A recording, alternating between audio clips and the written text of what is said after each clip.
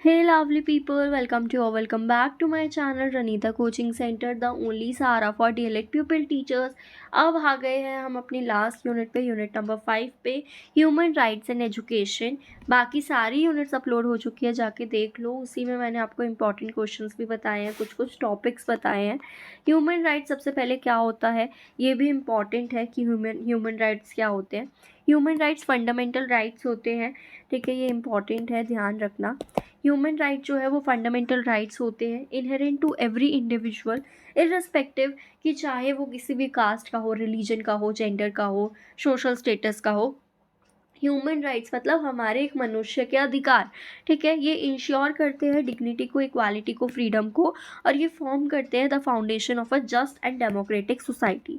Education बहुत ही vital role play करता है in promoting human rights awareness, empowering learner to recognise, respect and defend these rights. Okay, meaning क्या है human rights का? Human rights universal होते हैं, इन अलाइनेबल राइट होते हैं, हर एक इंडिविजुअल का होता है ये, ठीक है। प्रोटेक्टिंग देम फ्रॉम इनजस्टिस, और इंश्योर करते हैं कि हर एक ह्यूमन बीइंग को क्या मिल रही है, इक्वालिटी मिल रही है, फ्रीडम मिल रही है, ठीक है। अब देखो की पॉइंट्स क्या है इसके, कि राइट्स जो है वो यूनिवर्सल है, इक्वल है, नॉन डिस्क्रिमिनेटरी होते हैं। ये प्रोवाइड करते हैं फ्रीडम को, प्रोटेक्शन को और अपॉर्चुनिटी को फॉर ऑल इंडिविजुअल। इसमें आपका सिविल, पॉलिटिकल, इकोनॉमिक, सोशल और कल्चरल राइट्स आता है, ठीक है। एग्जाम्पल, राइट टू एजुकेशन हो गया, right to equality, right to freedom of speech and right against exploitation. Next is need for human right. Human right की क्या ज़रूरत है? ये सबसे पहले तो प्रोटेक्ट करता है इंडिविजुअल की डिग्निटी को, ठीक है। ये प्रिवेंट करता है डिस्क्रिमिनेशन को, ऑपरेशन को और एक्सप्लॉयटेशन को। ये इंश्योर करता है कि हर एक इंडिविजुअल जो है उसको फेयरली ट्रीट करा जा रहा है और रिस्पेक्ट के साथ ट्रीट करा जाता है, ठीक है। सेकेंड है, ये इक्वालिटी को प्रमोट करता है, सबके पास इक्वल अपॉर्चुनिटी आए, सबको इक्वली ट्रीट करा जाए, ठीक है। ये प्रोटेक्ट करता है फ्रीडम को, ये सेफगार्ड करता है फ्रीडम ऑफ स्पीच को, रिलीजन को, एक्सप्रेशन को और मूवमेंट को, ठीक है। उसके बाद ये इंश्योर करता है जस्टिस और रूल ऑफ लॉ को, ये प्रोवाइड करता है legal safeguard and remedies for violation, encourage करता है रिस्पॉन्सिबिलिटी और अकाउंटेबिलिटी। अकाउंटेबिलिटी मतलब जवाबदेही।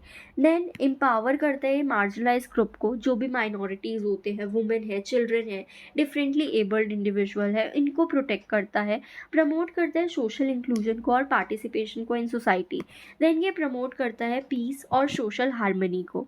Awareness and respect for rights reduce conflict, violence and discrimination. ये इंकरेज करता है म्यूचुअल रिस्पेक्ट को और कॉपरेशन को अमंग डाइवर्स ग्रुप। अब इसकी इम्पॉर्टेंस क्या है? अब तक इम्पॉर्टेंस तो पता चली गई होगी। ये फाउंडेशन होता है डेमोक्रेसी का, ये इंश्योर करता है सिटीजन्स की फ्रीडम को, इक्वालिटी को और पार्टिसिपेशन को। ये सोशल जस्टिस प्रोवाइड करता है, प्रमोट करता है फेयर ट्रीटमेंट को, इक्विटी को और अपॉर्चुनिटी, मॉरल और एथिकल डेवलपमेंट करता है। ये एजुकेशन और अवेयरनेस फैलाता है, ग्लोबल रिकॉग्निशन मिलता है। नेक्स्ट आता है एजुकेशन इम्प्लीकेशन क्या है इसके, कि स्कूल जो है उनको ह्यूमन राइट्स बच्चों को पढ़ानी चाहिए एज पार्ट ऑफ करिकुलम। ये इंकरेज करे डिस्कशन को, डिबेट को, एक्टिविटी को, टू रेज अवेयरनेस, प्रमोट करे value of respect, tolerance and responsibility in students, ठीक है। आगे देखते हैं universal declaration of human right, UDHR, which is very very very important. ये टॉपिक बहुत ज़्यादा इंपॉर्टेंट रहने वाला है, ठीक है। आपके पेपर में आने के 99% चांस है इसके, इस वाले क्वेश्चन के। तो UDHR जो है ये आपका माइलस्टोन डॉक्यूमेंट है, जो अडॉप्ट करा किसने? यूनाइटेड नेशन जनरल असेंबली ने 1948 में, जो आउटलाइन करता है फंडामेंटल राइट्स को और फ्रीडम्स को, ठीक है। Every human being is entitled to, regardless कोई भी नेशनैलिटी का हो, रेस का हो, जेंडर का हो या रिलीजन का हो। इसके की फीचर क्या है, कि ये अडॉप्ट होता है 10 दिसंबर 1948 को बाय द UN। इसमें 30 आर्टिकल होते हैं जो कवर करते हैं सिविल, पॉलिटिकल, इकोनॉमिक, सोशल और कल्चरल राइट्स को। यूनिवर्सल और इन अलाइनेबल, यानी कि ये हर एक इंडिविजुअल पे अप्लाई करता है, चाहे वो किसी भी देश का, किसी भी कंट्री का क्यों ना हो। ये प्रमोट करता है फ्रीडम को, इक्वालिटी को, जस्टिस को और ह्यूमन डिग्निटी को। एग्जाम्पल ऑफ राइट क्या है? जैसे कि right to life, liberty and security of person, right to education, right to freedom of opinion, expression and religion. Education implications देखें तो टीचर जो है वो अवेयरनेस को फॉस्टर करे of universal rights among student, promote करे respect for human dignity, equality and freedom, और incorporate करे human rights education in school curriculum and activity. Now right of the child, UN convention 1989, UN convention on the right of the child, ये भी बहुत ज़्यादा important रहने वाला है, ये भी वेरी वेरी इंपॉर्टेंट है. ठीक है, ये एक इंटरनेशनल ट्रीटी है जो डिफाइन करती है सिविल, पॉलिटिकल, इकोनॉमिक, सोशल और कल्चरल राइट्स को बच्चों के, इंश्योर करती है प्रोटेक्शन, डेवलपमेंट और पार्टिसिपेशन इन सोसाइटी. इसके की फीचर क्या है कि ये अडॉप्ट करा गया यूएन जनरल असेंबली के द्वारा. कब? 20 नवंबर 1989 में. ये प्रोवाइड करता है comprehensive framework for child protection and welfare, recognise करता है बच्चों को as active citizens with right. Major right क्या है बच्चों के? की राइट, सर्वाइवल राइट है, ठीक है, राइट टू लाइफ है, एडुकेट न्यूट्रिशन मिले, हेल्थ केयर मिले, सेफ इन्वायरमेंट मिले, development rights, right to education, ठीक है, राइट टू एजुकेशन हो, play, leisure, cultural activity and access to information. Protection right यानी कि protection from abuse, exploitation, neglect and harmful practices. Participation rights है यानी कि right to express opinions, be heard and participate in decision affective them. Educational implication क्या है कि teacher जो है एक सपोर्टिव और सेफ लर्निंग इन्वायरमेंट प्रोवाइड करे बच्चे को, एनकरेज करे बच्चे की पार्टिसिपेशन को, एक्सप्रेशन को और क्रिटिकल थिंकिंग को, इनकॉर्पोरेट करे चाइल्ड राइट अवेयरनेस को, एंटी बुलिंग को और इंक्लूसिविटी को इन स्कूल प्रोग्राम्स, प्रमोट करे एथिकल और रिस्पॉन्सिबल बिहेवियर को अमंग स्टूडेंट. नेक्स्ट आ जाता है national commission for protection of child right, NCPCR. तो ये जितने भी है ना, ये थर्ड है, तो ये जितने भी है ना, ये सारे बहुत ज़्यादा इंपॉर्टेंट है, तो इसके बारे में आपको पता होना चाहिए. और यहाँ पर बच्चे कंफ्यूज हो जाते हैं, तो इसमें कंफ्यूज होने की बिल्कुल भी ज़रूरत नहीं है. सारी चीज़ों को अच्छे तरीके से लेकर चलो तो टेंशन नहीं होगी. ठीक है, अच्छे से समझो चीज़ों को, कॉन्सेप्ट को क्लियर रखो, कंफ्यूज नहीं होना है. NCPCR जो है ये स्टैट्यूटरी बॉडी होता है जो इस्टेब्लिश हुआ by the government of India under the commission for protection of child right act 2005.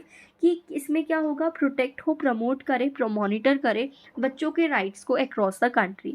इसके फंक्शंस और ड्यूटी क्या है कि मॉनिटर करे और इवैल्यूएट करे, इंश्योर करे कि सारे लॉस, पॉलिसी, प्रोग्राम जो है जो इफेक्ट कर रहे हैं चिल्ड्रन का are in line with the UN convention of the on the right of the child.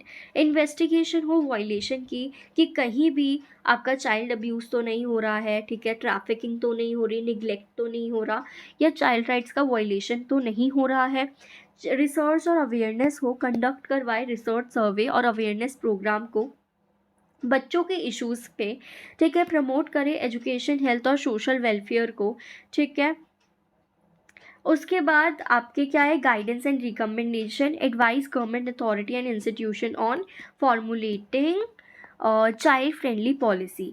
Recommend actions क्या है? To improve implementation of child laws, promote करे चाइल्ड फ्रेंडली जस्टिस को. ठीक है, जैसे कि जुवेनाइल जस्टिस जो आपने पढ़ा था, आपके साइकोलॉजिकल में पढ़ा था ये, जिसका मतलब क्या होता है आपका कि जो छोटे बच्चे कुछ क्राइम कमिट कर देते हैं तो उसको, उसके जस्टिस को इंश्योर करना, चाइल्ड प्रोटेक्शन मैकेनिज्म और आर इफेक्टिव. एजुकेशनल इम्प्लीकेशन क्या है इसकी कि टीचर जो है वो कोलैबोरेट करें NCPCR प्रोग्राम्स के साथ सो डैट अवेयरनेस क्रिएट हो on child rights. Okay, school जो है वो इम्प्लीमेंट करे चाइल्ड प्रोटेक्शन पॉलिसीज़ को. ओके, नेक्स्ट आ जाता है Delhi commission for protection of child rights, DCPCR. अब देखो ये सारे, चाहे आपके पेपर में 3 मार्कर में या 8 मार्कर में ना आए, जो कि आने के चांसेस है, लेकिन अगर नहीं भी आए तो आपके MCQ में तो पूछ ही लिए जाएंगे, तो ये आपको पता होने चाहिए. DCPCR क्या है? ये स्टेट लेवल स्टैट्यूटरी बॉडी है जो Delhi commission for protection of child right act के अंडर है 2007. ये सेफगार्ड करती है और प्रमोट करती है बच्चों के, जो दिल्ली के बच्चे हैं ना, उनके राइट्स को.